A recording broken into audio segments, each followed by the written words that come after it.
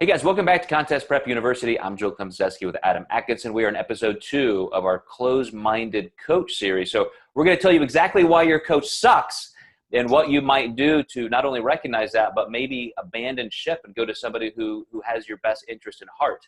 And Adam, you know I'm saying that partly in jest because I'm not that much of a confrontational person. But as I mentioned in the first episode, I'm really just not aware of how bad it can be until I hear from a new client what a coach did to them to really wreak havoc on their health.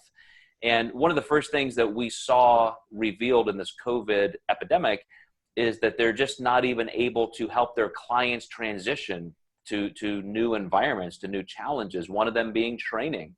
So I know you immediately started giving your clients new protocols and what to do on the training realm, and probably even solicited other, people's advice. I know I certainly did. I reached out to some people in our company and said, hey, can you guys write some of these programs? Who's doing this for clients? Because I may have some clients interested. So tell me what you've done in the midst of this transition through the pandemic to help your clients on the training side. Yeah, so I have clients that do both nutrition and training. So luckily I live in Ohio, one of the first states to shut down. So I was a little bit ahead of the curve knowing that this was coming for every other state. So we basically, a lot of my clients had done programs the week prior. So I went back into those programs and just tried to make them more home-based. So a lot of that took more editing versus completely rewriting the program. And then my newer clients basically needed new programming from home. It's amazing what you can do with a band and a couple chairs. And, it's been fun to be creative, but we have found that people just are not willing to do that, or they just don't know what to do. I had a client come to me recently. Funny enough, her coach just sent her a Jeff Nippard video and said, do this. But they didn't even make the effort to, actually supply them with a program that they wrote for them. It's more what Jeff Nippard wrote for them. And they're like, this just isn't going to work for me. And I think we all like Jeff, but if you're paying a coach for training, you want that specific training. Yeah, that's quite telling, isn't it? Like you're asking your coach for something. He says, here's information from a different coach because I'm not adequate enough to provide it for you. Interestingly, I do like the premise of reaching out for support, but it also, goes to your development as a coach in terms of just making sure you do have what you need. And maybe you should have those collaborative relationships.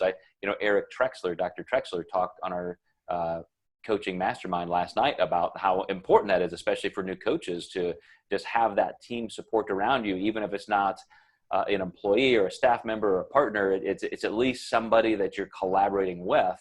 And that's a great sign of a bad coach, is just not having resources. If you don't have other coaches that like you and that want to work with you and that you're supportive with each other, if you're kind of a one-man show in an island out there on your own, probably not going to be a very effective coach.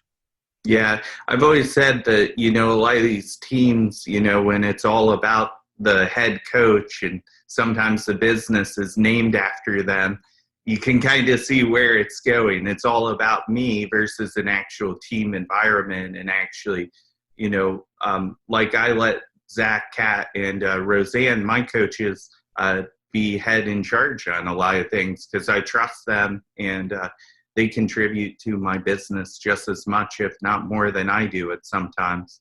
Honestly, Zach's doing a lot for us right now with doing daily in-home workouts, and he makes these beautiful images that just make the workouts look so pretty and special, and that just puts a lot of value for my clients, and he's just doing an amazing job with that. Yeah, I do think, like I said, this is just a revealing aspect of good coaching versus bad coaching as we go through this pandemic.